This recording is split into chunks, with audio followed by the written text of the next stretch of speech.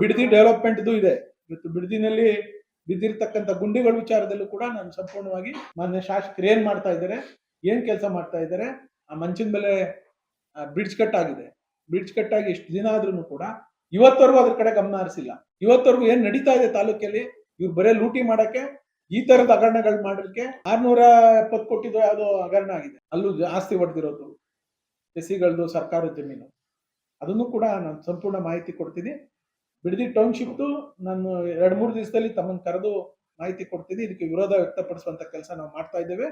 ಸಂಪೂರ್ಣ ದಾಖಲೆ ಬೇಕು ನನಗೆ.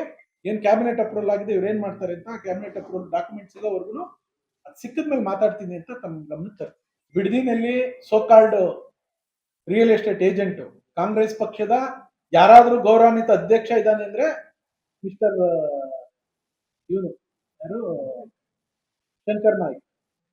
ಅದನ್ನ ಹೇಳ್ತೀನಿ, ಕಾಂಗ್ರೆಸ್ ಪಕ್ಷದ ಅಧ್ಯಕ್ಷ ಬಿಡದಿ ಹೋಬಳಿಗೆ ನಟರಾಜನ ಶಂಕರ್ ನಾಯಕ್ ಅಂತ ಮುಂದೆ ಪ್ರೊಟೆಸ್ಟ್ ಮಾಡೋ ದಿವಸ ಇದನ್ನೆಲ್ಲ ರೆಡಿ ಮಾಡಿಸಿದ್ದೀನಿ. ಕಾಂಗ್ರೆಸ್ ಶಾಲು, Congress flex, Bidadi police station ಅಲ್ಲ, ಅದು ಕಾಂಗ್ರೆಸ್ ಪೊಲೀಸ್ ಠಾಣೆ ಬಿಡದಿ ಅಂತ ಹೇಳಿ ಬೋರ್ಡ್ ಹಾಕ್ಸ್ಬೇಕು ಅಂತ ಎಲ್ಲ ರೆಡಿ ಮಾಡಿದೀವಿ. ನೀವು 3-4 ದಿವಸದಲ್ಲಿ ಕರೆಸ್ತೀವಿ ಅಂತ ಹಾಕ್ಸ್ ಅಂತ ಏನ್ ಕರಿತೀವಿ ನಾವು. ಅಲ್ಲಿ ಸೆಕ್ರೆಟರಿಗಳಿಗೆ ನೀವು ಜೀವ ಹಿಂಡಿ ದುಡ್ಡು ಹೊಡೆಯೋ ಸ್ಕೀಮ್ನ ನೀವು ಎಷ್ಟು ಮಾಡಿದ್ದೀರಿ ಅಂತ ನಮ್ಗೆ ಗೊತ್ತಿಲ್ವಾ? ಮೊನ್ನೆ ಚಕ್ರಬಾವಿಲಿ ಮಾತಾಡ್ತಿದ್ರು ಮಾನ್ಯ ಬಾಲಕೃಷ್ಣ ಅವರು, ಅಯ್ಯೋ ಚಕ್ರಬಾವಿ ಸೊಸೈಟಿದು ದುಡ್ಡು ಹೊಡೆದ್ಬಿಟ್ಟವ್ರೆ ಅಂತ, ಅವತ್ತೇನು ಹಿಡಿದ್ಬಿಟ್ರು ಅಂತ.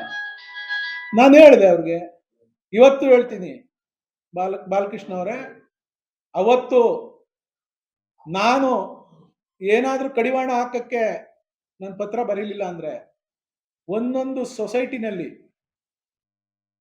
1.5 ಕೋಟಿ, 2 ಕೋಟಿ, 3 ಕೋಟಿ ಹಣವನ್ನ ನೀವು ದುರುಪಯೋಗ ಪಡಿಸ್ತಿದ್ರಿ. ನನ್ಗೆ ಗೊತ್ತಾಯ್ತು ಅಂತೇಳಿ ಅದೇ ಸೆಕ್ರೆಟರಿ, ಚಕ್ರಭಾವಿ ಸೆಕ್ರೆಟರಿ ಬಂದು ತಪ್ಪಾಗಿದೆ ಅಣ್ಣ, ನಾನು ಸರಿಪಡಿಸ್ಕೋತೀನಿ ಅಂತ ಯಾರ ಮೂಲಕ ಬಂದಿದ್ದಾನೆ ಅಂತೇಳಿ ಚರ್ಚೆ ಬೇಕಾದ್ರೆ ಕರೆದ್ವಿ. ನಾನು ಕರೆಸಿ ಅವ್ರನ್ನ ಯಾರ ಮೂಲಕ ಬಂದು ನಮ್ಮ ಕೈ ಕಾಲು ಹಿಡಿದ್ರು, ನನ್ನ ಉದ್ಯೋಗ ಹೋಗ್ಬಿಡ್ತದೆ, ನನ್ ಬಿಟ್ಬಿಡಿ, ನಾನು ಸರಿಪಡಿಸ್ತೀನಿ ಅಂತೇಳಿ ಸರಿಪಡಿಸ್ಬಿಟ್ಟು ಬಾ ಅಂತೇಳಿ ಸರಿಪಡಿಸಿ. ಇದು ಸಂಪೂರ್ಣವಾಗಿ ತನಿಖೆ ಆಗಬೇಕು.